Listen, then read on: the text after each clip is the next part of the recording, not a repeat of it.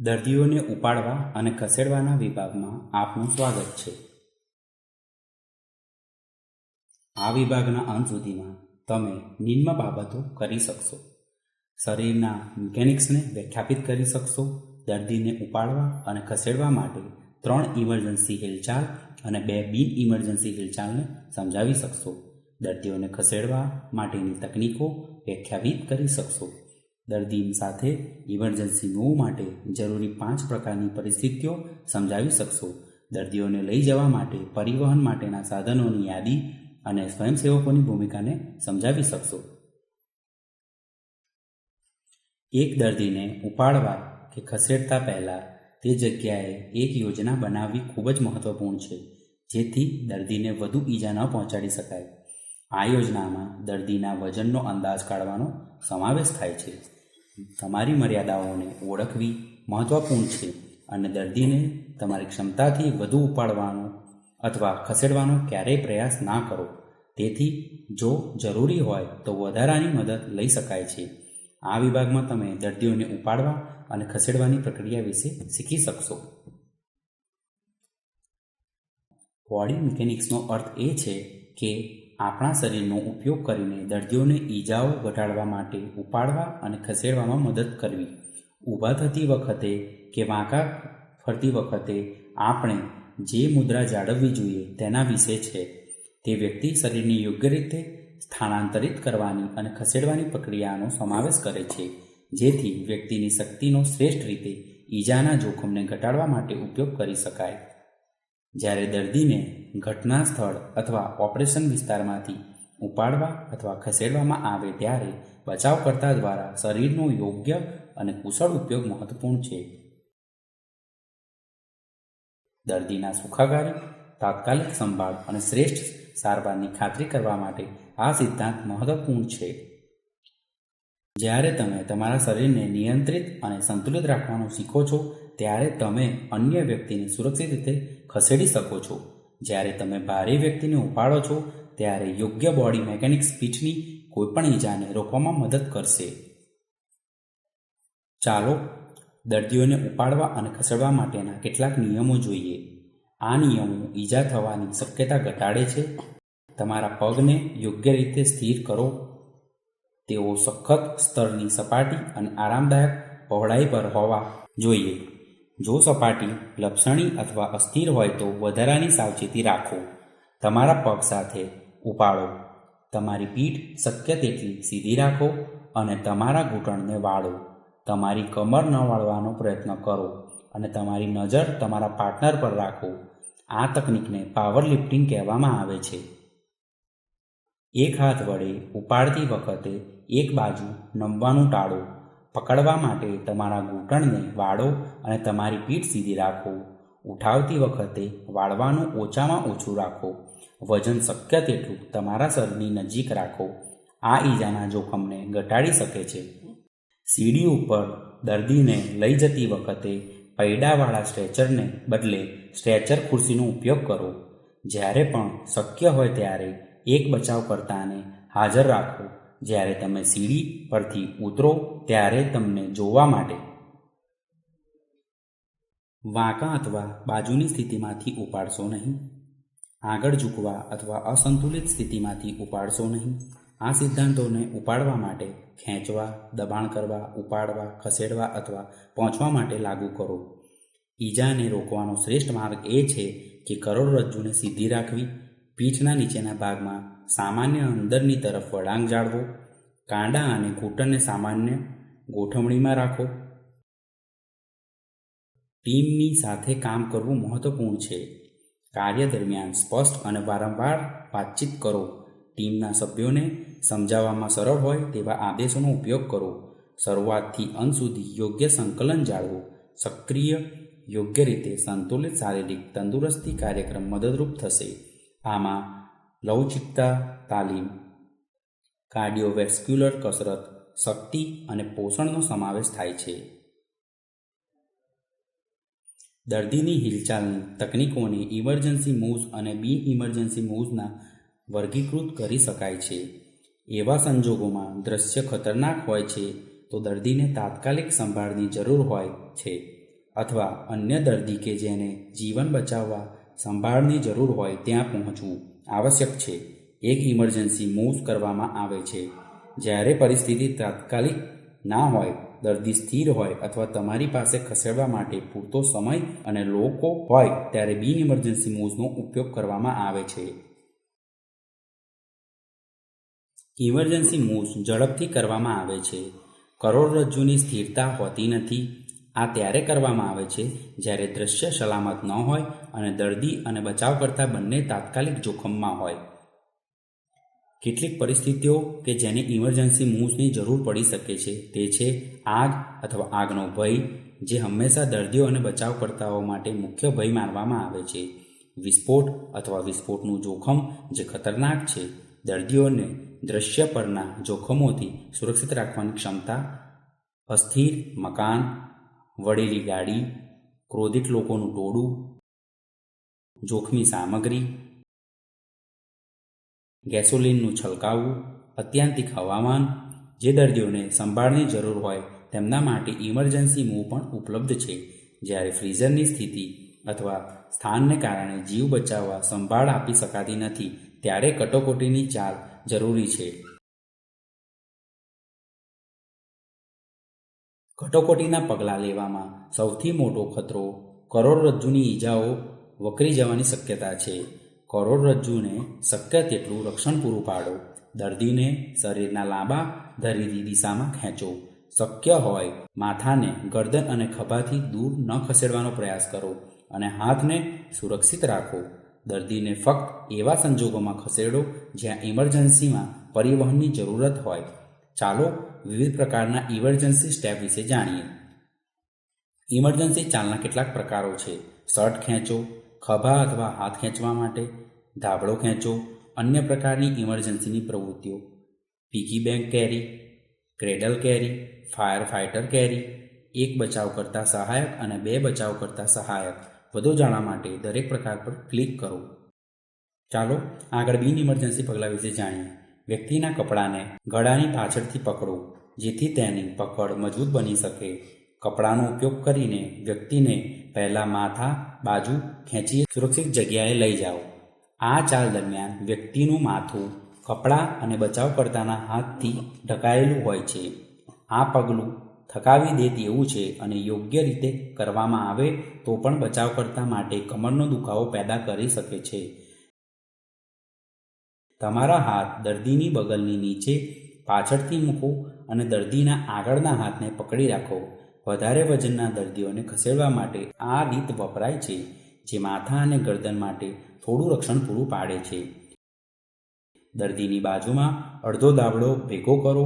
દર્દીને તેના ઘૂંટણ તરફ વાળો જેથી તમે તેની નીચે ધાબળો મૂકી શકો. ધીમે ધીમે દર્દીને પાછા ધાબળા પર સુવાડો. ખેંચતી વખતે દર્દીના માથાને શક્ય તેટલું નીચે રાખો. દર્દીને ઊભા રહેવામાં મદદ કરો. તેના હાથ તમારા ખભા પર મૂકો જેથી કરીને તેઓ તમારી છાતીને પાર કરી શકે. નમો અને ઉંચકો. જ્યારે તે તેના હાથ પકડે છે ત્યારે ઝુકાવો અને દરેક જાંઘને પકડો.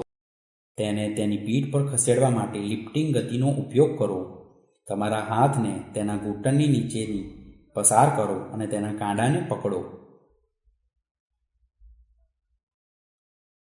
તમારો એક હાથ દર્દીની પીઠ પર અને તમારો હાથ તેના હાથ નીચે રાખો. તમારો બીજો હાથ તેના ઘૂંટણની નીચે રાખો અને ઉપાડો. જો તમારો દર્દી સભાન હોય તો તેને તમારી નજીકનો હાથ તમારા ખભા પર મૂકવા માટે કહો.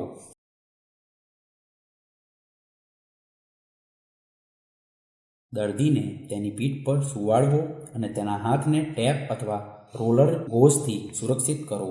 દર્દીને તેના માથા બાજુ મોઢું કરી સુવાડો અને પછી વાળો. તમારા હાથ અને ઘૂંટણ પર ચાલો. દર્દીનું માથું જેટલું શક્ય હોય તેટલું નીચું રાખો. દર્દીના હાથને તમારી ગરદનથી ચારે બાજુ મૂકો. તેના હાથને પોતાના હાથમાં પકડો. તમારે બીજો હાથ દર્દીની કમરની આસપાસ મૂકો. તેને સલામત સ્થળે ખસેડવામાં મદદ કરે છે. જોખમનું સ્તર વધે તેમ તકનીકો બદલવા માટે તૈયાર રહો. અવરોધો, અસમાન એરિયા વગેરે વિશે દર્દી સાથે વાતચીત કરવાની ખાતરી કરો. દર્દીના હાથ બંને બચાવકર્તાના ખભાની આસપાસ મૂકવામાં આવે છે. દરેક બચાવકર્તા દર્દીનો એક હાથ પકડે છે, દર્દીની કમરની આસપાસ એક મુક્ત હાથ મૂકે છે અને તેને સુરક્ષિત સ્થાન પર ચાલવામાં મદદ કરે છે. બિનકટોકટીના પગલાં અન્ય પ્રશિક્ષિત કર્મચારીઓ અથવા દર્શકોની મદદથી કરવા જોઈએ. દર્દીને વધારાની ઈજાઓથી બચવા તેમજ દર્દીને અવગડતા અને પીડાથી બચવા માટે કાળજી લો. જ્યારે પણ શક્ય હોય ત્યારે ઓછામાં ઓછા 3 બચાવકર્તાનો ઉપયોગ કરો. જો શક્ય હોય અને શંકા હોય તો હંમેશા કરોડરજ્જુની ઈજાની શંકા કરો અને ચાલતા પહેલાં બેકબોર્ડ પર કરોડરજ્જુને સંપૂર્ણ સ્થિરતા પ્રદાન કરો. ઉદાહરણ તરીકે, કાર અકસ્માતમાં ઘાયલ થયેલ દર્દીને હંમેશા સ્થિર રાખવો જોઈએ, પછી ભલે તે સાજો જણાતો હોય.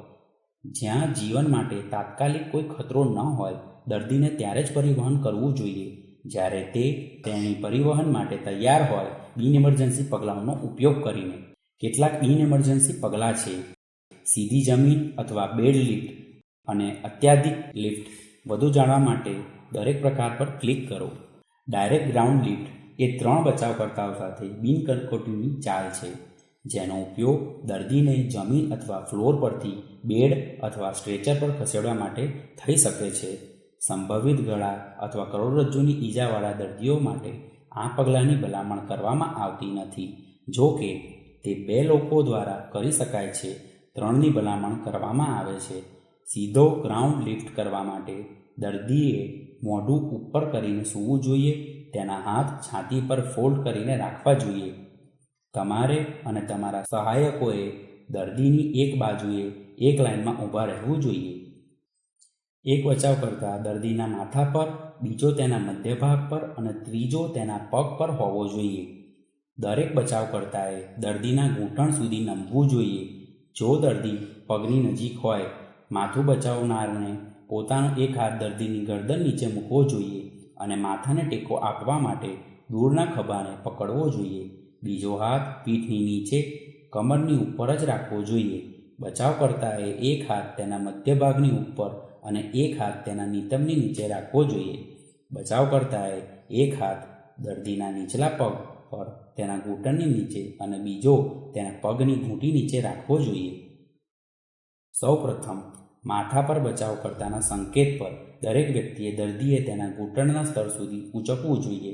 પછી સિગ્નલ પર બચાવકર્તાઓએ દર્દીને તેની છાતી તરફ ફેરવવો જોઈએ. અંતે જ્યારે સંકેત આપવામાં આવે છે ત્યારે દરેક વ્યક્તિએ દર્દીને પકડીને ઊભા થવું જોઈએ.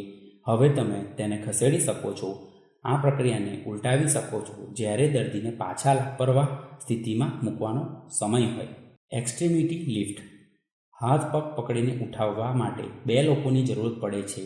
આ લિફ્ટ દર્દીને જમીનથી ખુરશી અથવા સ્ટ્રેચર પર લઈ જવા માટે આદર્શ છે. તેનો ઉપયોગ દર્દીને ખુરશીમાંથી સ્ટ્રેચર પર સ્થાનાંતરિત કરવા માટે પણ થઈ શકે છે. જો કે તે માથા, ગળા, કમર, ખભા, નિતંબ અથવા ઘૂંટણમાં ઈજા થવાની સંભાવના હોય અથવા અસ્થિર ન હોય તેવા અંગોના શંકાસ્પદ અસ્થિભંગની સંભાવના હોય તો તે કરવું જોઈએ નહીં. દર્દીએ ઘૂંટણ વાળીને મોં ઉપરની તરફ સૂવું જોઈએ.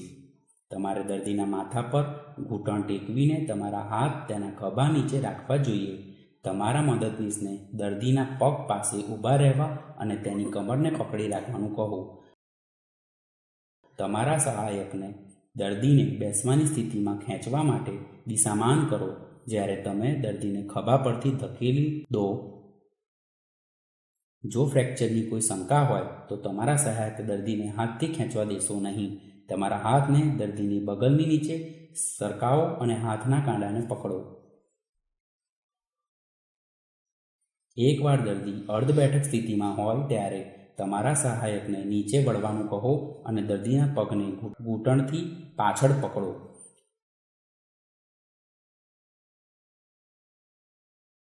આગળ ચાલો દર્દીની સ્થિતિ વિશે જાણીએ. તમે દર્દી કેવી સ્થિતિમાં રાખો છો તે દર્દીની સ્થિતિ પર આધાર રાખે છે. ઉદાહરણ તરીકે, આઘાતના ચિહ્નો દર્શાવતા દર્દીને આઘાતની સ્થિતિમાં મૂકવામાં આવી શકે છે, એટલે કે લાંબા સ્પાઇન બોર્ડના છેડે 20થી 30 સેન્ટીમીટર સુધી પગ કે પગ ઉપર ઊંચકો.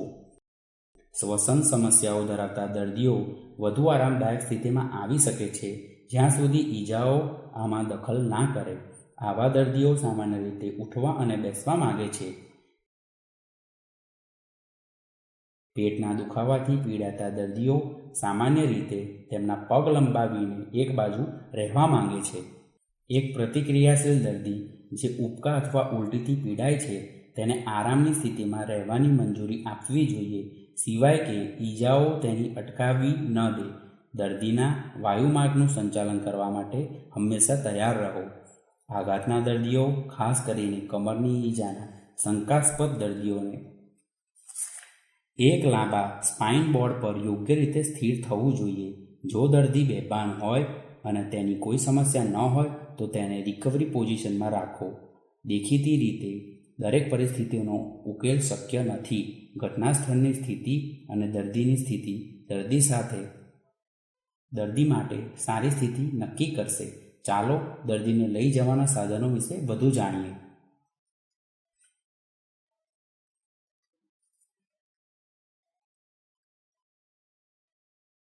EMT અને એડવાન્સ લાઈફ સપોર્ટ ALS કર્મચારીઓ વારંવાર કટોકટીના તબીબી પ્રતિસાદકર્તાઓને દર્દીઓને પરિવહન માટે તૈયાર કરવા અને દર્દીઓને એમ્બ્યુલન્સમાં ઉપાડવા અને રાખવાની મદદ માટે કહેશે.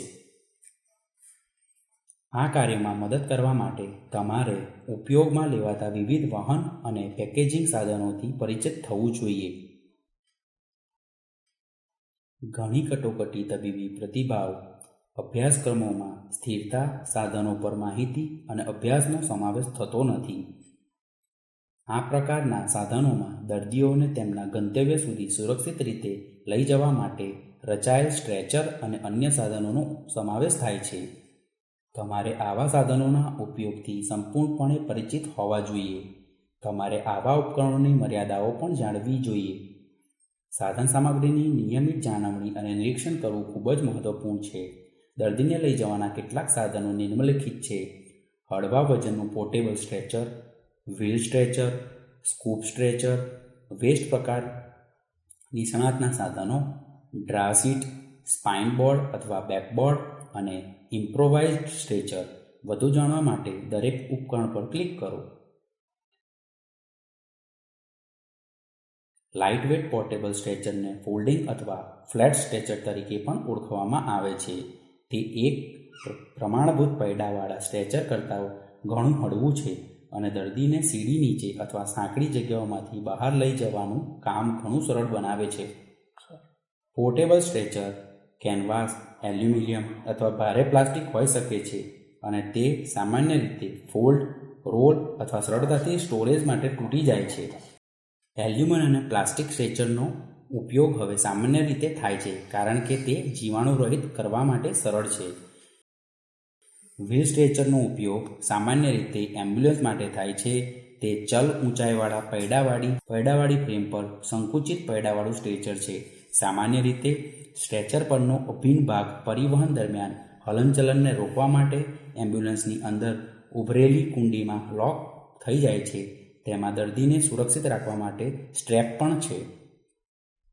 ચેપ ફેલાવાને રોકવા માટે સ્ટ્રેચરને એક ડિસ્પોઝેબલ સીટથી ઢંકાયેલું હોય છે અને દરેક સ્થળાંતર પછી તેને સાફ કરવામાં આવે છે. તેનો મુખ્ય ઉદ્દેશ દર્દીઓને હોસ્પિટલોમાં પરિવહનની સુવિધા આપવાનો છે. સ્કૂપ સ્ટ્રેચર અથવા ક્લેમ્પશેલ. રોબર્સન ઓર્થોપેડિક સ્ટ્રેચર અથવા ફક્ત સ્કૂપ એક ઉપકરણ છે જે ખાસ કરીને ઘાયલ લોકોને ખસેડવા માટે વપરાય છે. તેનો ઉપયોગ ઘણીવાર એવા લોકોને જમીન પરથી ઉપાડવા માટે થાય છે જેમને કમરના હાડકાંઓની ઈજા હોય છે, યા તો બેભાન થવાને કારણે અથવા આઘાતના કિસ્સામાં સ્થિરતા જાળવવા માટે તેને કેટલાક ઊંચા કરવા પડે છે.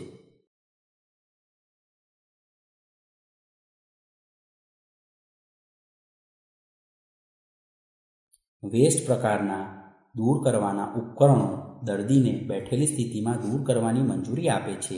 જ્યારે દર્દીના માથા, ગળા અને કમરને સ્થિર કરે છે. તે સામાન્ય રીતે વાહન ખાલી કરવામાં વપરાય છે.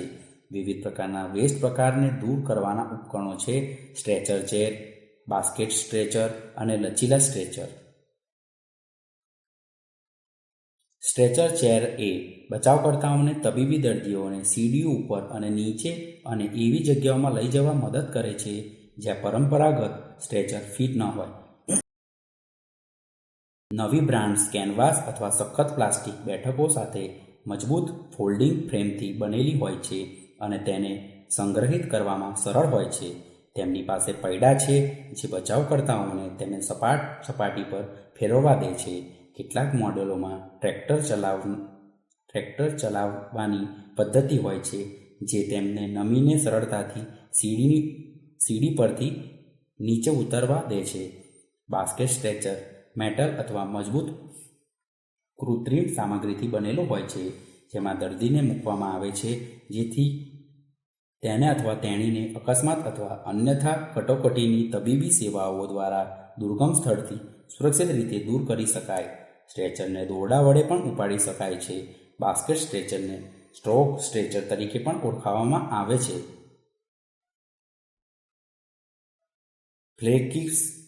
ફ્લેક્સિબલ સ્ટ્રેચર્સ રબરવાળા, કેનવાસ અથવા અન્ય લચીલી સામગ્રી જે ભારે પ્લાસ્ટિકથી બનેલા હોય છે. ઘણી વખત ખિસ્સામાં લાકડાના સ્લોટ સીવેલા હોય છે.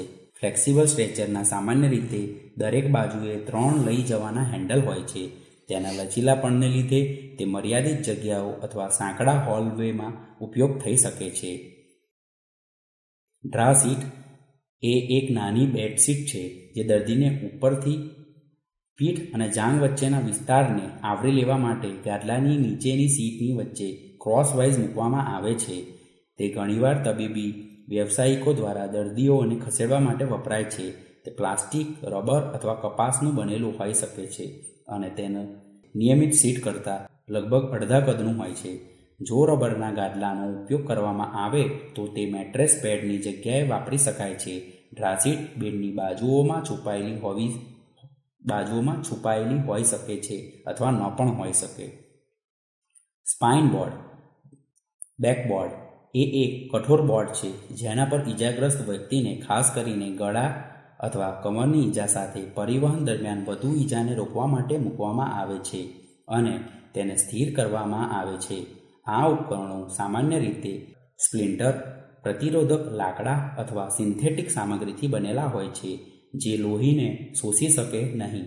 તેઓ સામાન્ય રીતે હેન્ડહોલ્ડ અથવા લઈ જવાવાળી પટ્ટાઓને ધરાવે છે. આ 2 પ્રકારના છે. લાંબુ બેકબોર્ડ 6 થી 7 ફીટ લાંબુ, નીચે પડેલા અને સ્થિરતાની જરૂર હોય તેવા દર્દીઓ માટે વપરાય છે. નાનું બેકબોર્ડ 3 થી 4 ફૂટ લાંબુ, જ્યારે શંકાસ્પદ ગળા અથવા કમરની ઈજા હોય ત્યારે દર્દીઓને વાહનોમાંથી દૂર કરવા માટે મુખ્યત્વે ઉપયોગમાં લેવાય છે. બેકબોર્ડ દર્દીની પીઠ અને સીટ વચ્ચે સરકવામાં આવે છે. એકવાર ટૂંકા બોર્ડ પર સુરક્ષિત થઈ ગયા પછી અને સખત સર્વિકલ કોલર પહેર્યા પછી દર્દીને વાહનમાં બેસવાની સ્થિતિમાંથી હટાવીને લાંબા બોર્ડ પરથી ઊંચકીને સ્થિતિમાં લઈ શકાય છે. વેસ્ટ પ્રકારના ઉપકરણોનો ઉપયોગ ઘણીવાર નાના બેકબોર્ડ તરીકે પણ થાય છે. ચિત્રમાં બતાવ્યા પ્રમાણે 2 લાકડાના વાંસના શાફ્ટ અને ટી-શર્ટમાંથી ઇમ્પ્રુવાઇઝ સ્ટ્રેચર પણ બનાવી શકાય છે. ફક્ત ટી-શર્ટના બંને હાથમાંથી શાફ્ટ દાખલ કરીને 2 ટી-શર્ટનો ઉપયોગ ઇમ્પ્રુવાઇઝ સ્ટ્રેચરની વજન વહન ક્ષમતાને વધુ મજબૂત કરવા માટે કરી શકાય છે. સ્વયંસેવકો ઘણી રીતે મદદ કરી શકે છે. ઘટના સ્થળે હાજર રહેલા જોખમોને દૂર કરીને પીડિતોની સલામતી સુનિશ્ચિત કરવામાં પ્રતિભાવ આપનારાઓને મદદ કરી શકે છે. સ્વયંસેવકો ઈજાગ્રસ્તોને હાથ વડે અથવા સ્ટ્રેચર પર લઈ જવા માટે બચાવ કાર્યકરોને મદદ કરી શકે છે. તેઓ ઘાયલ પીડિતોને ડ્રેસિંગ અને સ્થિર રાખવામાં પણ એમએફઆરને મદદ કરી શકે છે. સ્વયંસેવકોએ ધ્યાન રાખવું જોઈએ કે ઈજાઓ ગંભીર ન બને તેની ખાતરી કરવા માટે અમુક દર્દીની સ્થિરતાઓ અને ખાસ તકનીકોની જરૂરત હોય છે. આવી સ્થિતિમાં કોઈ દવા અથવા ડૉક્ટરની રાહ જુઓ. સ્વયંસેવકો તબીબી સ્ટાફને મૂળભૂત જીવન સહાયક પ્રણાલી જાળવવામાં મદદ કરી શકે છે. આની સાથે આપણે આ મોડ્યુલના અંતમાં આવી ગયા છીએ. આ મોડ્યુલમાં ચર્ચા કરેલા મુખ્ય મુદ્દાઓ છે: શારીરિક મિકેનિક્સ એ ઈજા ઘટાડવા માટે, દર્દીઓને ઉપાડવા અને ખસેડવાની સુવિધા માટે આપણા શરીરના ઉપયોગનો ઉલ્લેખ કરે છે. દર્દી અથવા પીડિતને ઘટના સ્થળ અથવા ઓપરેશનલ એરિયામાંથી ઉપાડવા અને ખસેડવાની પ્રક્રિયા દરમિયાન બચાવકર્તા દ્વારા બોડી મિકેનિક્સનો યોગ્ય ઉપયોગ અને કાર્યક્ષમ ઉપયોગ મહત્વપૂર્ણ છે. દર્દીને સ્થાનાંતરિત કરવા માટેની તકનીકોને ઇમરજન્સી ચાલ અને બિન ઇમરજન્સી ચાલ તરીકે વર્ગીકૃત કરી શકાય છે. ઇમરજન્સીના પગલાંમાં લેવામાં સૌથી મોટો ભય એ છે કે કમરની ઈજાઓ વધવાની સંભાવના હોય છે. બિન ઇમરજન્સીના પગલાં અન્ય પ્રશિક્ષિત કર્મચારીઓ અથવા બાયસ્ટેન્ડર્સની મદદથી કરવા જોઈએ.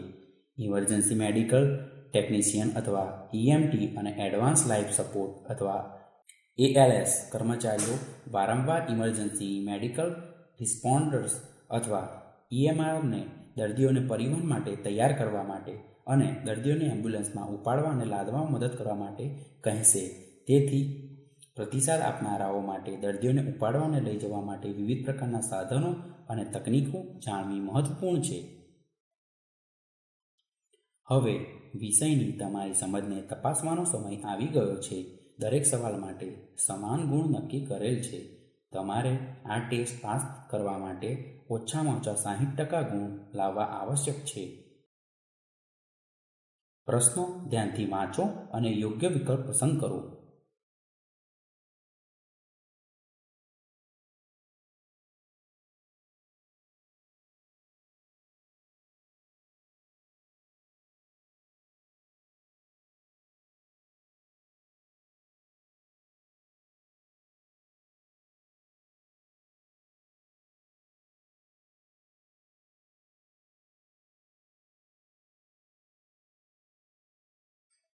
અભિનંદન, તમે દર્દીઓને ઉપાડવા અને ખસેડવાનું આ મોડ્યુલ સફળતાપૂર્વક પૂર્ણ કર્યું છે. તમે પાછા જઈ શકો છો અને એવી કોઈપણ વસ્તુની તપાસ કરી શકો છો જેમાં વિશેષ તમે અચોક્કસ છો.